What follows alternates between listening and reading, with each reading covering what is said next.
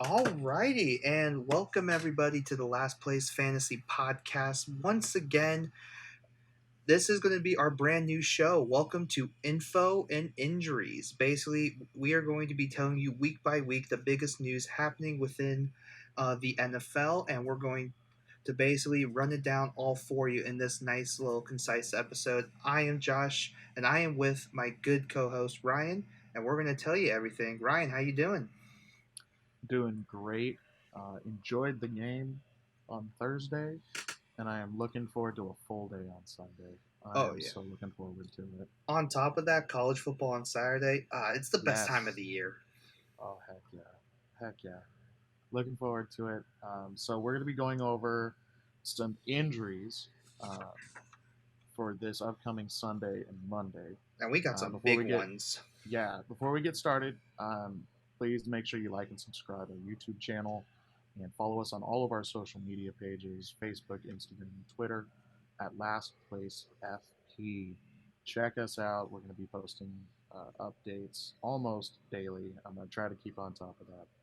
But what is our first major um, question mark, I guess, for this upcoming week, as opposed to, or when it comes to injuries? All right. Well, I mean, not so much a question mark anymore, but I really think this is a big one when you're considering the Cardinals' offense. Rondale Moore was just listed as Mm, out, which yeah, means you are probably running with Hollywood Brown, AJ Green, or the ghost of AJ Green. yeah, Good luck. and that's it. And that's it. And along with that, Rondale was officially out.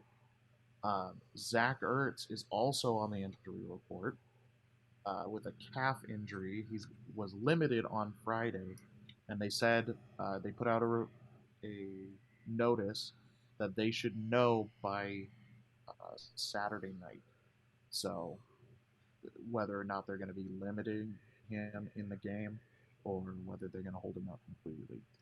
So, with D Hop, with Rondale being out, um, them not being a part of the offense this first week, he's going to be losing a big target, two big targets, Yeah, in two Rondale and massive Ertz. Well, technically, he's already lost Oh, three. I yeah, mean, it's basically going to be Rondale, Ertz, and yeah, D Hop is going to be gone. yeah, I think though the big thing before we go further is that we have to kind of explain the significance of the injury designations. mm-hmm. And so right now, I mean, if you're out, you're out. That's that's obvious. But Yeah, yeah, the limited participation, participation, and the timing of it is a big deal.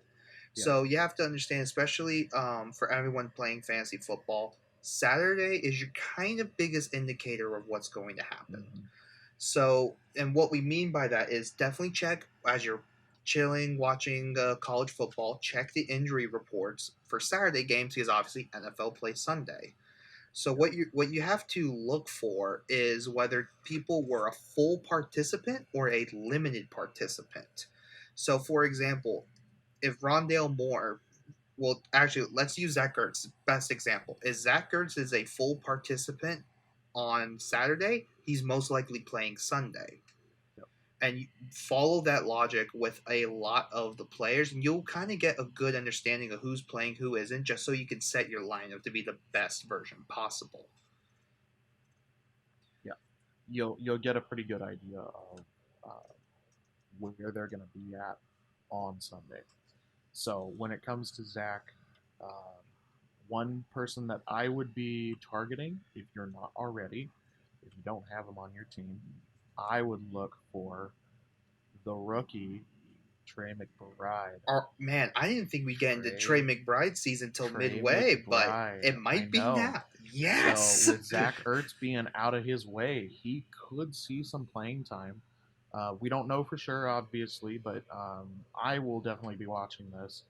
And if once I hear something, I'm gonna share it to our Facebook, Instagram, and Twitter, so we can let you guys know. So definitely uh, like and subscribe. But we'll be keeping you up on that. I will be very excited as a Trey McBride owner be very excited to see him get out there and get some reps with first Oh teams. yeah, as a So that'll be fun. as a Trey McBride owner in another league, I am the same exact way, honestly. Um, Yeah. let's see who else is kind of big. Oh, George Kittle is the So big one. yes, Kittle. Now I heard that they upgraded him from doubtful to questionable literally like half an hour ago. So that's hopeful, but there's been a lot of speculation of him not being able to play week one.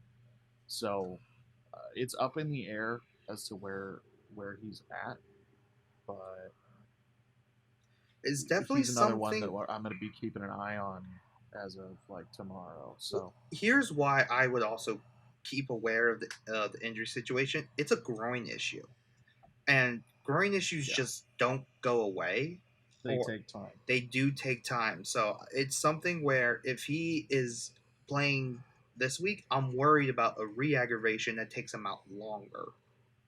So if I'm a George Kittle fantasy owner right now, I am looking into a backup option at tight end, and it's really upsetting to hear because he's battled injuries for like the last 3 years. It feels like, but unfortunately, we're kind of going through it again.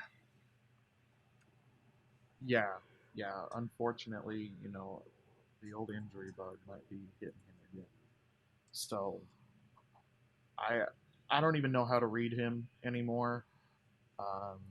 I Because I there's think some weeks where he's yeah, injured and he plays really well. Other weeks where you know he doesn't even get out on the field. So I think maybe the big thing, he might be the most trusted target out of all mhm, the Shanahan the players. Shanahanigans. Yeah, it's gonna be Shanahan again. So I think like if there's anything you want to kind of believe in, I don't expect George Kittle to be a major factor this game, especially since they're playing the Bears. Yeah, But I think the first marquee game San Francisco has, you better be ready for Kittle then if he hasn't re-aggravated the injury. That's the for big sure. thing with groins that we have to be aware of. Yeah, Yeah. All right, Ryan. Who is for the sure. next person we have to be I on the lookout for? next person with the I'd say the most fantasy relevance out of anybody here other than Kittle, Chris Godwin. Todd Yes, Bowles, he's been a limited participant pretty much all week. Todd Bowles said that he will be a game time decision, which for a Sunday night game is not good.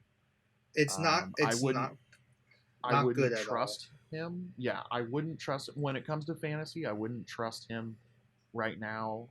He may start, but taking a gamble like that on a Sunday night game, for those of you that don't know, a majority of the games start at 12 and 3:30, or depending on your time zone, of course. But those games start in the early afternoon. If you have a Sunday night game and this is a big fantasy player, unless you have uh, a reliable replacement that's playing either Sunday night or Monday, you're kind of screwed when it comes to injuries. So, if you have somebody that's playing that you trust in the 12 o'clock or the 3:30 games, do it, do Yeah, it, because I wouldn't trust Godwin as a game time decision. I mean, Um, we have to kind of also consider the Chris Godwin kind of timeline. I mean, yeah, dude, literally towards ACL week 14 of last year. So exactly, so I think exactly. it's going to be a slow ramp up period. I know Yeah, if if you were drafting Chris Godwin, which I mean, there were some times where I tempted myself because he was falling down and the value was good. You hmm, should have drafted with a player in mind in case he wasn't 100%. of The course. big thing why, and I know they're doing the short term IR, the pup list. The big thing why I think you're seeing a lot of these injured players not make it is because they'll be 100% ready before week 4 or before week 5. So Godwin may not be a week 1 ready to go right now, but best believe he may be Yeah, like week 3 or 4. So definitely want to keep like taking a look at Godwin, but you better have a plan in place. for sure. He wasn't expected to be ready week one, Yeah. anyways. So Anyways, even the fact that he is questionable the fact and that being he's considered practicing week right one, now is insane. yeah. So that's amazing. So those people that got him in the off season, I know I traded him away, thinking that he would not get any reps the first couple of weeks of this season. So I wanted to trade him away for somebody who was going to actually do something. But the fact that he's here week one, even being considered, is great for those owners that have him. Oh yeah, So it's fantastic news. yeah, going alongside with the Bucks, there's also another questionable tag on one of their wide receivers, Russell Gage, struggling with a hamstring injury. I don't see him missing a lot of time. They may coddle him a little bit this week and help with that hamstring. Um, Hamstrings have been known to cause recurring issues, so they might want to give him rest and tamp that out early in the season so it doesn't continue season long. So they may keep him out, but who knows? They are going the against the Cowboys. Cowboys. I Sorry, I skip wouldn't my mind. I wouldn't be So surprised if he was a late scratch, and the only reason why yeah, is because they have to find a way. They have to do something about the O line, yeah, and when you've lost kind of like so many people already, you're already doing roster gymnastics for it. So yeah, yeah. that's something where I won't be surprised if he's a late scratch. They signed Julio. They still have Yeah. Jalen Darden. They still have Scotty Miller still there, and Yeah. so Well, and it's a wait they and might see. suit him up. They Yeah, they they might might suit him up as a break glass in case of emergency type yeah, thing. Where would they not rest him if they need to. be surprised if it's like he's on a pitch count basically. Yeah, exactly, exactly. So, Dolphins running back core, they were all week. It seems Chase like Edmonds, the 49ers running back issues transitioned to yeah, Miami as well. yeah, good job. What's his name? Raheem Mostert. Yeah, bringing all of the Yeah, 49ers issues over there. all the bad juju. All the bad juju. So Chase Edmonds was removed off of the injury report this afternoon, Friday afternoon. Yep, So big deal. he That should means be good to go. That's good. yeah, Um, Miles Gaskin's still on there. Salvan Ahmed um, with a neck for Gaskin and heel issue for Salvan Ahmed. it's I don't think interesting. we'll be seeing much of them anyways. Chase Edmonds and Raheem Mostert are going to be taking the bulk of the share anyways. Yeah, So we're not don't going to be seeing much of them, but yeah, they're noteworthy. yeah. I think that means Tyreek Hill's usage make it really interesting, Yeah. especially I mean considering how he was just used in Kansas City. I think that definitely could be Mm-hmm. a little telling of what happens, but Yeah. definitely Chase Edmonds. If you have him in your flex spot, I would say he's a fine play, especially in half PPR and PPR formats. Let's For see. sure. Oh, another receiver that's out is Michael Gallup, which is kind of obvious. He literally Yeah. tore his ACL like at the like last week of the year. So not Yeah. surprised, but he kind of like Godwin is definitely someone to look for mid-season Mm-hmm. and just kind of be aware of what's going on. I mean, you have to understand the Cowboys' kind of depth right now is going to be CeeDee Lamb, Jalen Tolbert as your top two receivers, With Dalton and Schultz. Dalton Schultz. And Yeah. then Tony And that's Pollard it. and Zeke out at running back as well. So Michael Yeah, I Gallup, full. Oh, go ahead. I was going to say Michael Gallup once he's ready to go, I think gets inserted in very quickly. So you definitely, if you want to For sure. time like trades or just picking him up as a waiver wire, because most likely someone drafted him and then is probably going to have to drop him this week if an injury happens week Yeah. one. So definitely be Yeah. checking your waiver wire. Yeah. He's definitely a pickup. I'd also be watching uh, with because of their depth. I'd definitely be watching Tony Pollard. For those of you that have him, I'd Oh stash him in yeah, your flex because their depth is so small their right now. their depth is so They, small, and yeah, on top of that, you're going against Brady. Yeah. So I would not be surprised if they're just run the ball, run the Hmm. ball, run the ball. Oh yeah. Even They though, yeah, even though yeah. they know It's they gonna be great. can, yeah, it's going to be really good for Tony Pollard I and have Zeke for that matter. I have I have high hopes for all of the major fantasy players on the Dallas Cowboys right now. I don't know why. I just get a feeling that, you know, I just have this feeling they're going to be real good this year. I don't know why. I don't think they're a playoff team. I just think fantasy wise they're going to be great. I So, think as a collective, I don't know if they'll do really good, but I do think CeeDee Lamb takes that step, and I think Tony Pollard, it might be a good changing of the guard kind of situation. I think mhm, is a there's a very non-zero chance of that happening. yeah.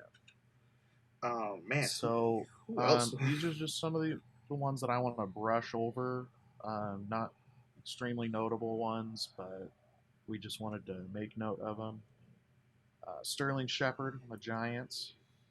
He was listed on the injury report up until today, and he should be ready to go for week one. So that's another wide receiver in that massive stable that they have up in New York. Yeah, Um, Jacoby Myers, coming off of an injury, he is still questionable, so he may not come back. We'll keep an eye on yeah, it. definitely keep an eye on it. Also, know Mm-hmm. Belichick has a history of doing some injury report gymnastics, as I Yeah, like to call it, or yeah.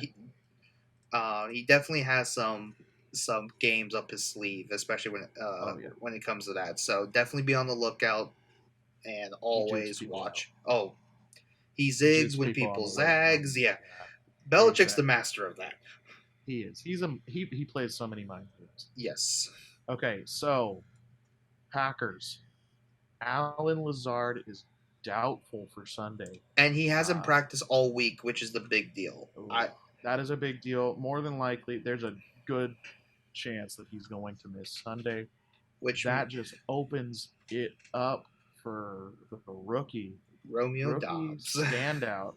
Yeah, rookie standout through training camp and the preseason.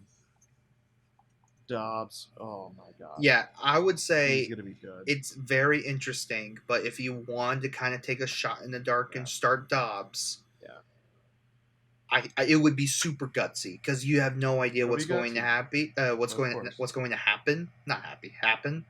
But I think it's a shot in the dark if you really need a last minute solution. And on top of that, Yep. it's one of the afternoon games, which is a big deal. Hmm. So you Yeah. so more than likely, I believe Randall Cobb is slated to play. Christian Watson, I know, is hopeful, but it looks the seas are parting for Dobbs right now. Yeah. And it's really hit or miss when it comes to Aaron Rodgers and rookies. He's very much a circle of trust kind of guy. So uh, I don't quite know what to think of Dobbs in that situation. Aaron Rodgers really trusts the people that he throws to. So uh, it's a big question mark. But we'll see if he gets the playing time out there. He may earn that trust with Aaron Rodgers, and he could be a lock for the rest of the year. But you only get so many chances with Aaron Rodgers. Yeah, So we'll see how he performs. And if he does well, cool. He may be a lock at flax, but right now we don't know. So that's Alan Lazard. Going on to the Commanders, Logan Thomas, their starting tight end, is questionable with a knee injury. Um, we'll keep you updated on that. Uh, Ravens, Ravens, all Josh. right. You got an hour. It's time to go. Yeah, yeah. Let's get going. I gave you plenty of time. Yep. Okay. Ravens. Let's see. Ronnie Stanley is a doubtful, but let's be honest. If you expect him to play, that's kind of you would be crazy. He just kind of started practicing, and Ravens have basically said they're doing a whole revamp or a ramp up as they're saying it. So I wouldn't expect him till week 2, week 3, if anything. But J.K. Dobbins is questionable. J.K. Dobbins, to be honest with you. Uh, again, running backs have the worst luck when coming back from ACL injuries. Who I do not expect him to be a heavy workload kind of guy. No. That's why they signed Kenyon Drake. They signed Mike Davis, Justice Hill, Tyler Beatty's on practice squad if need be. So, because of that, I would not be starting J.K. Dobbins until you start seeing like starter kind of like carries happening. Yeah. And while we're on running backs, Gus Edwards, just be on the lookout. He's not available until week 5. But Yep. personally, I think with the Ravens, they may be ramping him up for post bye week, which I want to say it's like week 9 for the Ravens this year, which is kind of nice. So he would be a mid season trade target to look for in fantasy leagues, but way down the line. Yeah. Like Do yeah, and especially deep. As far as like as really as far as with the Ravens, that's really like the two big ones. Andrews likely they're all good to go along with Bateman, which the fact that those people are healthy is a nice sign. But as far as the running backs, that's kind of the big deal there. yeah. Uh, I've got two more notable ones. Um, Michael Thomas. Michael Thomas is Yeah. questionable. I believe is what we last had. So yeah, they have him listed as questionable. More than likely, they're going to keep him out or put him on a snap count to Yeah, keep him from aggravating that hamstring. I mean the big deal is that Um, it's his first yeah, potential first like game action in 2 years, 2 years. which is big. Two So I years. would almost, He's I going to would be not, rusty. yeah, would not be surprised if it's a snap count. And in that Yeah. game, Drake London is still listed as questionable. Yes. Yep. And a decision will be made on him tomorrow. Um, Yeah, Head coach of the Falcons put Arthur out a press Smith. statement. So it So, basically, if you see he's a full participant in the walkthrough, feel confident yep. in him playing. Would also not be surprised he's on a snap count as well. Yep. So we'll see what happens there. There's one more I want to kind of go over. Go ahead. Dwayne Brown of the Jets is right now Mm, hasn't really practiced, and the only reason why I bring okay. this up because it's kind of important is because Mekhi Becton isn't practicing. Obviously, Right. because he had the avulsion fracture, I believe is what it's called, Mm, earlier in training camp. So now the Jets are going against the Ravens without their two top tackles. that's not a good. That's not a good Yeah, sign. not a good sign. Most likely, your left Yeah. tackle is going to be George Fant. Your right tackle is going to be Max Mitchell, along with Joe Flacco Mm, starting. Obviously, since Zach Wilson's already out. yeah, they're not starting out on a good foot, but we'll see how they do. Um, I'm gonna watch that game because I want to see how Flacco does. But I know. I'm going to you watch the know, game with we'll be all all the nostalgia possible. right. Yeah. I think. So we'll see how he does against that pass rush. Face on the Ravens, right? Yep, they are facing the Yeah. Ravens, so Yeah. So against that pass rush, that'll be fun. it will It'll be be a, fun to a watch. lot of fun. It does seem like a lot of the Ravens defensive starters who were hurt last year are basically coming back for the game. Yeah. But it's really the biggest issues as far as with the Ravens right now is Ronnie Stanley's health and the running backs. Besides that, everyone has kind of slowly come back and ready to go. Hmm. Okay. Okay. So we do have we're done with injuries Injuries. now. We are moving on to some news. Some of this is rumor. Some of this is fact. Um, we just want to talk a little football for a little bit. So Mitch Trubisky, QB what one. QB one? Yeah, QB one. Um, I figured this would happen. Putting a Yeah. veteran QB out there in a time of transition, moving from the Big Ben era now into big question marks there in Pittsburgh of what are we going to look like after Big Ben leaves. So in this transition area, I think it was a good move on Mike Tomlin's part to put Yeah. in somebody who was confident, um, a confident QB, give Pickett time behind a vet, and let him learn and adapt. to the league. Don't just throw him out there first thing. So I think he did a good thing naming Trubisky.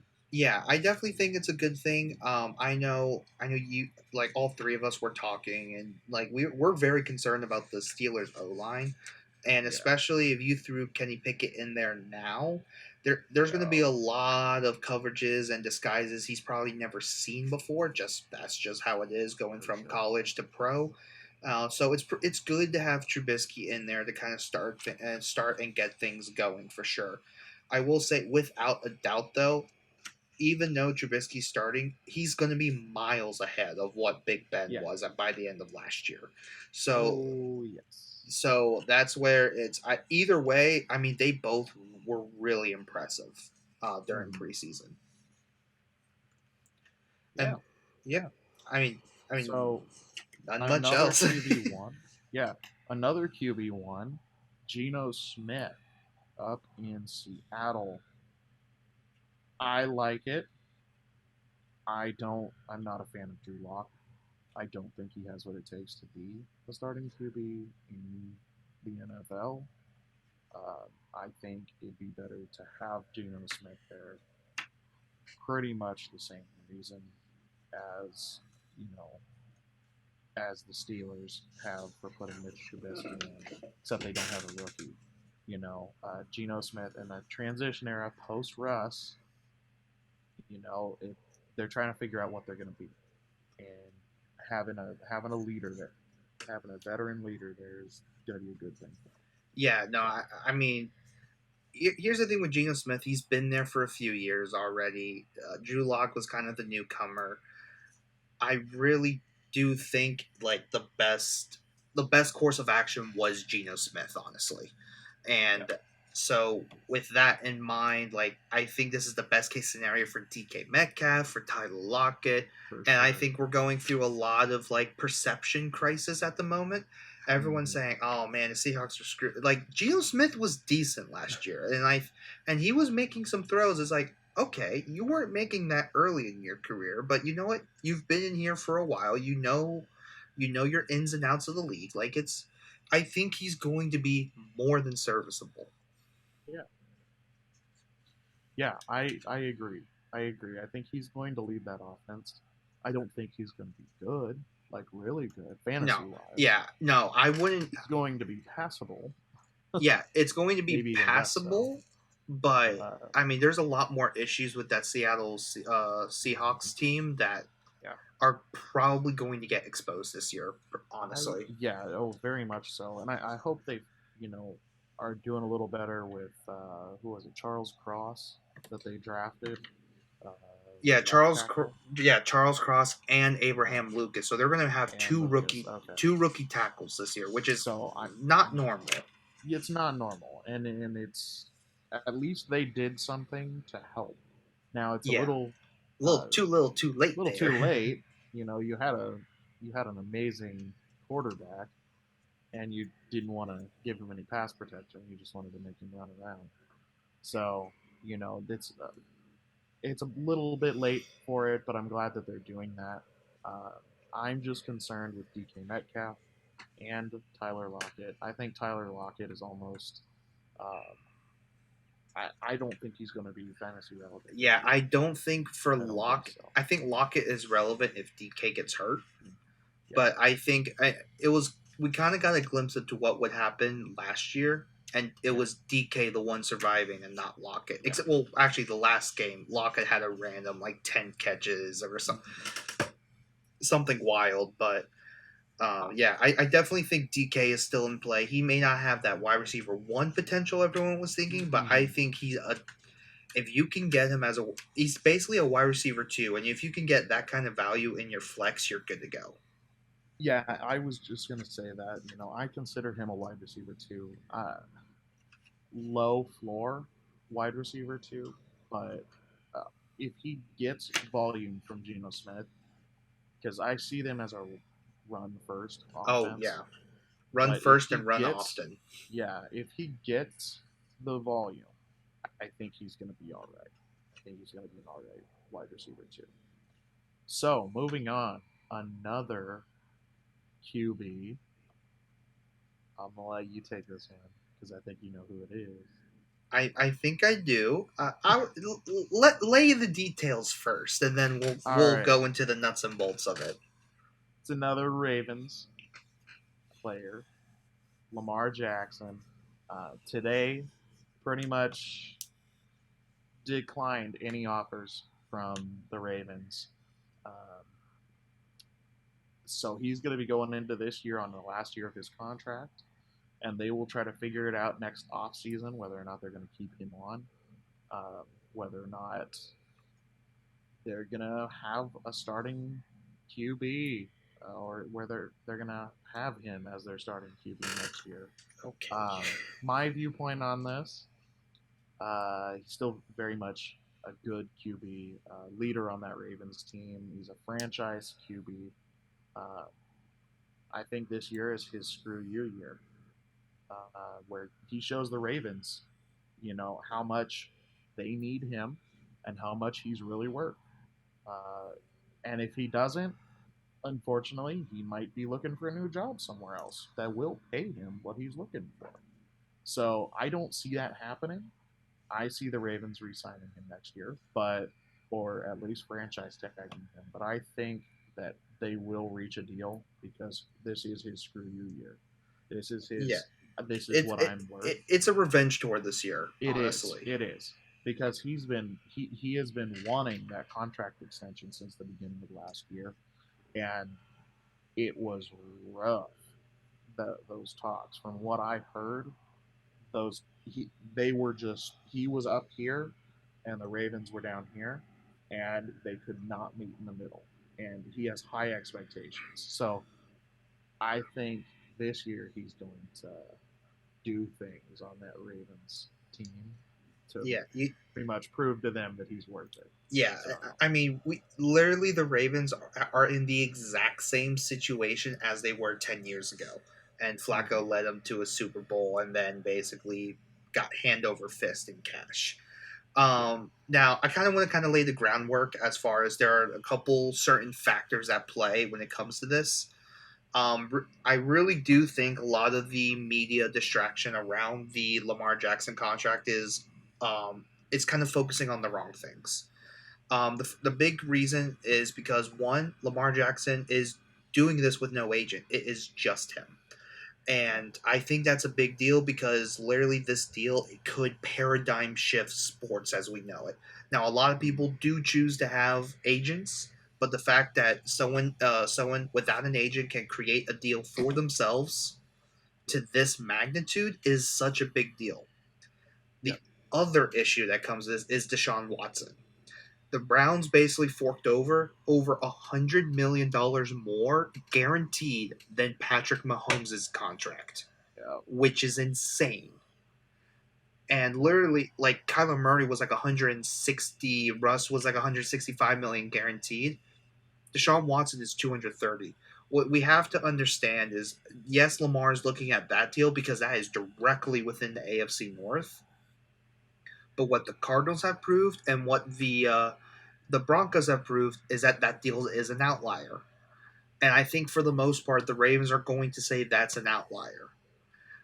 Just because I think 230 million guaranteed is too much, but I don't think it's so far off. I think most likely you are going to see 200 million guaranteed. Is That's been my guess personally, and the reason why is because just because the cap booms to 260 next year. So there is going to Yeah. be a huge influx of cash because the last 2 years have been affected by COVID. So there Yeah. is a huge influx to where, okay, things are going to be moving a lot. There's going to be a lot more higher paying contracts. Mm-hmm. I think with Lamar, I think he could be the first precedent. I think, I I think so too. yeah, and I think what they're going to say is basically Cleveland kind of sold its soul to Deshaun Watson. Yeah. And we're just not going to consider that contract. We're going to consider all these other ones. And I think the Ravens are going to end up saying, we'll give you a fully guaranteed $200 million deal. That's personally my opinion. I think they'll do it.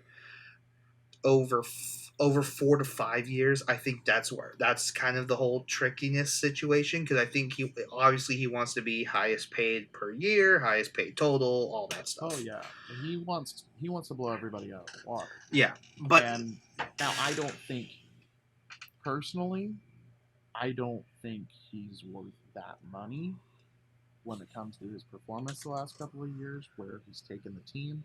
Obviously, last year you guys were marred by injuries galore.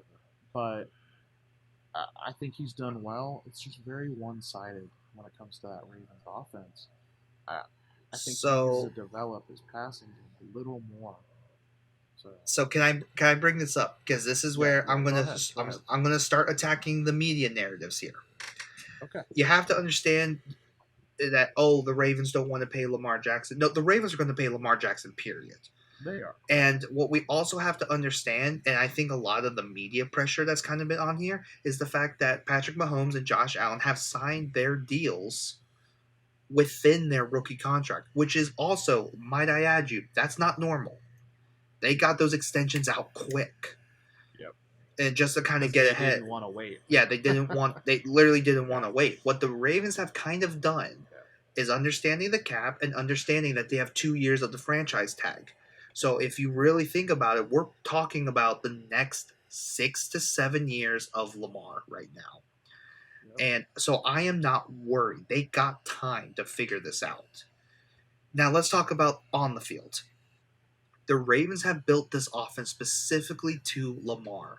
If you Mm-hmm. believe that they think that they can do it with any other quarterback, let me remind you, this offense doesn't run without Lamar, and you saw it last Yep. year with Tyler Huntley. And kind of really the big thing is that Green Bay's defense kind of sleptwalked the entire game and woke up in the fourth quarter. Now with Lamar, and especially with this passing thing, might I remind you, the Ravens were 8-3 with a crap ton of injuries last year. Number one seed in the AFC, and it was all because of Lamar. Like Yeah. legitimately Oh, for sure. because of Lamar. I think the passing situation is completely overblown. I think last year, especially down the stretch, he was not trusting his own line. Period. And if Andrew Villanueva was blocking for me, I wouldn't trust it either. Well, not just him. It was just the entire everyone in general was Yeah. just it was just abysmal last year. It just got to that point where you've run out of everything. Yeah. And Of so course. And he just carried the team on his back. yeah, literally carried the team on his back. So like a lot of like reluctance to his reluctance to not lose battle to wait on his reluctance to lose battles to win wars was part of the issue, and was Mm-hmm. him believing he had to do kind of this Superman effect on the Yeah. team. And I think once you have everyone healthy and not have as many injuries as the Ravens had last year, like Lamar is one of the best players in the league, Oh, period. for sure. And Yeah. so that's He where is. it's I mean, and literally the Colts game, 36 of 43 for 400 plus yards and four touchdowns. Like, Yeah. I mean, what more do you have to say? Like, if you're gonna criticize Lamar's passing, that game doesn't happen without That's Lamar. true. Oh, and by the That's true. way, it was 22-3 going into the fourth quarter.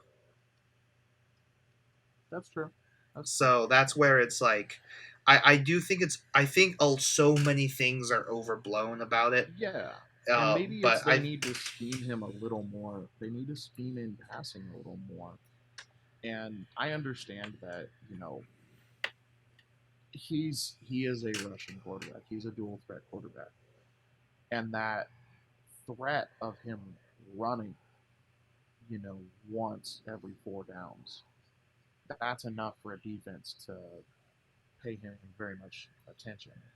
But I think scheming in more passing plays and it's having Mandrews there and having Bateman, I think that's good for them. I think they need to expand the passing game a little more. it's not so much that they need to expand the passing game. I think, I mean, they did a lot. They hired T Martin and Keith Williams, who were some of the top receiver coaches in the league to help with that. I think the big issue no one talks about is the amount of losses that they've had since 2019. 2019, your offensive line is Ronnie Stanley, Bradley Bozeman, Matt Skura, Hall of Famer Marshall Yanda, and Orlando Brown. 2020 ends the year with Ronnie Stanley basically snapping his ankle. Oh, by the way, off of a sack from TJ Watt off of Orlando Brown's side. So it ends up being Orlando Brown, Ben Powers, Patrick McCary, Tyree Phillips, like right guard was really Yeah. fluid, and then Tyree Phillips is actually on the right tackle. And then now last year you ended up with Villanueva. Uh, let's see, it was Villanueva, Ben Powers slash Ben Cleveland with Bradley Bozeman at center, Kevin Zeitler at right guard, and uh, and Patrick McCary at right tackle. And so what has kind of been the underlying issue is that the offensive line has kind of been a revolving door the last couple years. Yeah, And and he so hasn't had that passing protection. exactly. So that's where I I think a get that. lot a Yeah. lot of the issue has gone in. Is like, well, if you can't block it, if you can't block, you don't have an offense, period. Hmm. And so that's kind of like the thing I kind of go back to is no matter how good like skilled players you have, if your offensive line is trash, your offense will be trash, period. Like Yeah. a really good O line can make players great.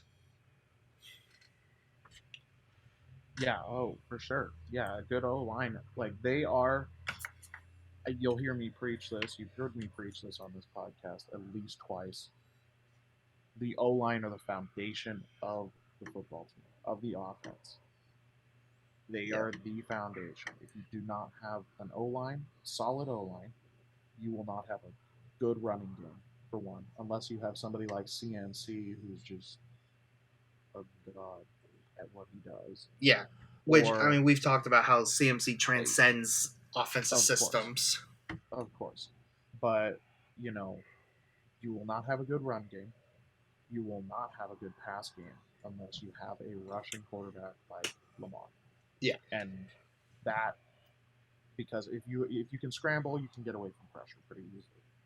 But if you have if you have an offense that needs an O line and doesn't, that is where you see a lot of teams struggle. So I I get it. I get it. The last piece of news that I wanted to talk to you about, Josh. Oh, I'm ready. I'm ready to This hear was this because I don't know. I don't before know we this. started. Yeah, before we started this podcast, I told him I had something that I wanted to talk to him about on air. That's a piece of news that I found out. I'm not too happy about it, but it's a piece of news that I found out off air. Okay, so Brees Hall and Michael Carter. Okay. Okay. Mike LaFleur, the OC for the Jets, stated that Michael Carter is the quote unquote heartbeat of our offense. Hmm. Not really something I like hearing as a Brees Hall owner. I'm hoping that Brees Hall has a significant workload this year in this offense so I can justify a number one pick, the number one pick that I gave in this rookie draft. What do you have to say on that? What Uh, is let your me 2 cents? let me just say I made a dynasty trade earlier in the year. I don't know, and we've talked about it, but I basically traded Uh-huh. for CD Lamb for AJ Brown and Michael Carter, and I'm now realizing that Michael Carter was the true centerpiece of that trade. Yeah. It's really weird, honestly, because everyone was talking about it's like, hey, Michael Carter's still the starter, and it was like, Yeah. what? Like Brees Hall is not the guy. You just spent a second round pick on him. I think so. I kind of had this thinking is the big deal with Mike Shanahan. I'm not well the Shanahan offense, not from Mike going down the Kyle too, is that they have not invested really high in the running back position. And let's just not mention Trey Sermon at all because that was a third round pick. But like they haven't invested a first or a second round pick in a running back.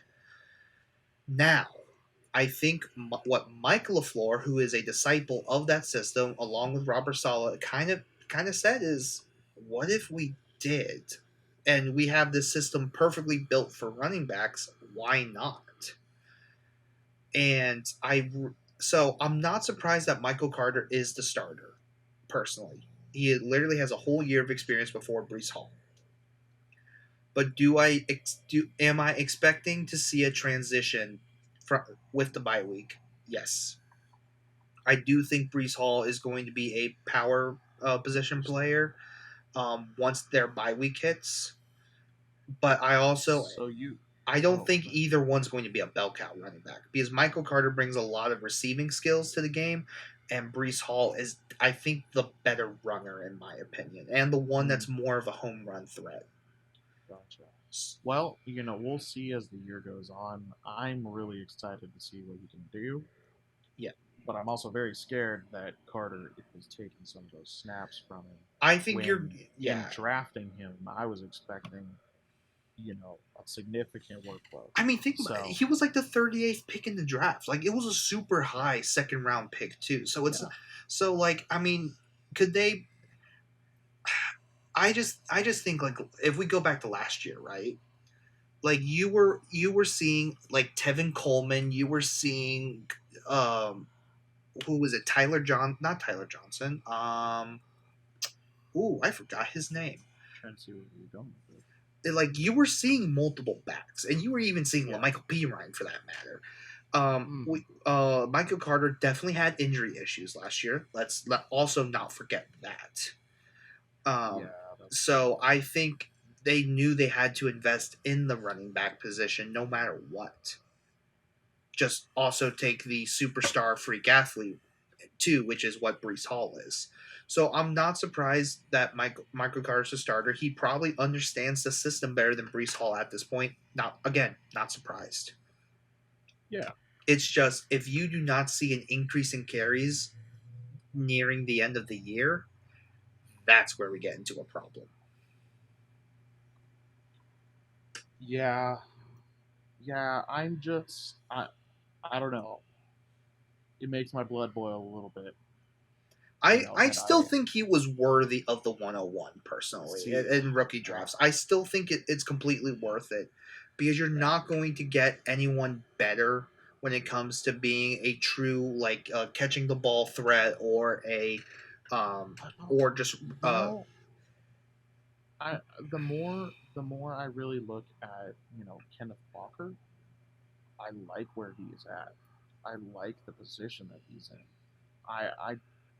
I don't know about the skill.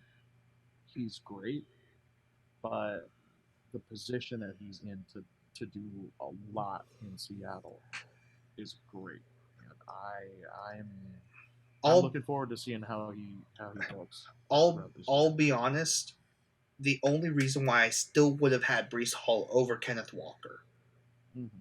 is because I trust the coach. It's crazy enough. You're about to hear me say it, and it feels like blasphemy, but it's the more I think about it, the more I believe in it. I believe in what the coaching staff was doing more with the Jets than the Seahawks. Hmm. And I Okay. think we're about to see how many issues just having Russell Wilson covered things up.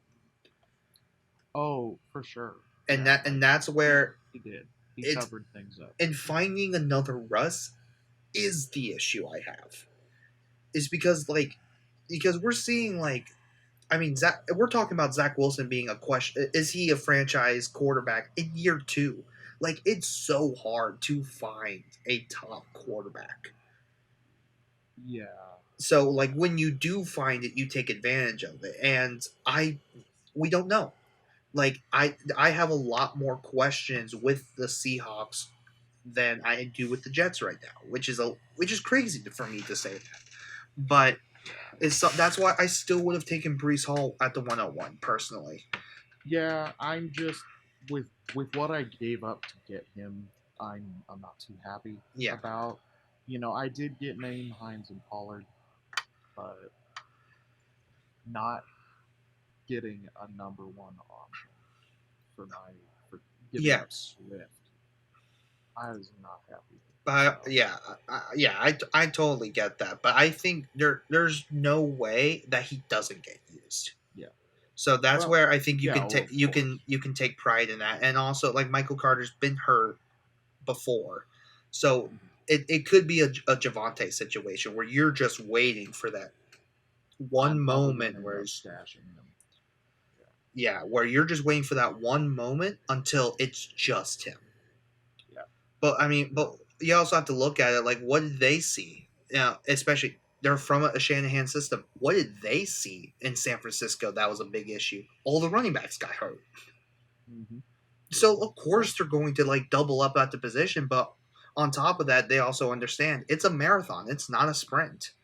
it So is. they have to load up at the position, and they have to extend it out through all 17 games. Like, yeah, that's where we have to understand, like, CMC, JT, and Derrick Henry are kind of outliers. They're like freaks of the position. I don't know. Yeah, Like, I'm not too worried about it, to I'm be quite honest with you. But like, I get the concern. I get why people are pushing yeah. panic. See, having skin in the game, I'm a little worried, but I think it's going to be fine. I have confidence in it. Yeah, I So have Brees Hall in the keeper league, yeah, so I'm right there with you. I'm concerned as well. I also wasn't starting him this week because they play Baltimore, no, so no, I'm Brees not Hall is starting him. still very matchup based for me right now. I just think in a Yeah, dynasty league, it's definitely a wait and see for sure. for sure, for sure. So that is news and injuries Injury. week one. We're going to be back on Tuesday. Is it Tuesday? Yeah, No, it's gonna be Monday. It's gonna be Monday. Monday. It's We're gonna going to be be back Monday. on Monday with a review of all of the games from Thursday all the way through Sunday night. And we'll be, I guess, previewing Monday. Yeah. So But basically, what's going to yeah, happen? We're going to be reviewing all the Sunday games. yeah, Obviously, the Monday night game wouldn't have happened yet by the time that we record, but it's still very much a brand new format that we're kind of trying out. But we're trying to give you guys the most comprehensive coverage of fantasy as possible, honestly. So what you're going to see, we will be posting Monday, just kind of our review, and you'll probably see it as we're watching Sunday Night Football, which is going to be a great game. Which is going to be Bucks and Cowboys. But yeah, we're going to be basically going over all the games, and then we're going to hit right back to week two. Like, the season is here, everybody. yeah. You're probably going to have me yelling on camera for CD. So yeah, that'll be Oh fun. yeah, CD. Oh yeah, There's I got CD Godwin. Lamb. I've got Yeah, yeah, I've I'll, got CD Lamb and I've got Dalton I'll in I'll be honest Tuesday. with you. I've been I thinking got about. Pollard. So I've been kind of reminiscing on that trade. So just for context for everybody, uh, Ryan and I made a trade during the off season, and the trade was I would give up C.D. Lamb and Amon-Ra St. Brown for for I believe it's Debo, It was Waddle, and a Devo. second. Yeah, Yeah, so I'm very curious to see how that trade goes, because that was kind of one of the this trade yeah, works, but we'll see. yeah. See, I was hitting the eject button on Waddle as soon as I saw Tyreek was down there. We got traded. I hit the eject button. I don't like the situation that he's in. That's Yeah, thing for another day. yeah, If that it is. works out, cool. But Yeah, that is a we will find out yeah. if it works in the next episode. So thank Yes. you again, for everyone to listening to news and injuries with us. Don't forget to hit us up on Last Place FP, all social medias. That is going to be our handle. Again, if you have any lineup of questions or any trade questions, waiver questions, feel free to hit us up. We would love to answer those questions for you. Yes. Um, Please comment. yeah, please comment and like and subscribe for us. That just helps you get to see when our next upload is. So I am Josh. That is Ryan. Thank you again for watching news and injury for the Last Place Fantasy Football Podcast. We will see y'all soon.